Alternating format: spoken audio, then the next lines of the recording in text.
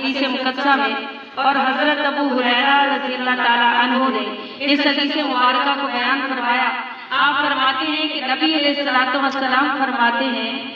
कि लोग किसी ऐसी मजलिस में जब जमा हो जाते हैं कि जिस मजलिस में वो अल्लाह का जिक्र किए बगैर और नबी अलैहिस्सलातु वस्सलाम पे दरूद पढ़े बगैर, बोले ना जरा, अल्लाह का जिक्र किए बगैर और नबी पे दरूद भेजे बगैर उस मजलिस को खत्म कर देते हैं, उस मजलिस से उठ जाते हैं, तो फरमाया रोज़े महशर कयामत के दिन उनके लिए वो मजलिस जो है वो हसरत व मलाल का बायस बनेगी। तो फरमाया लिहाजा जिस जगह में भी बैठे,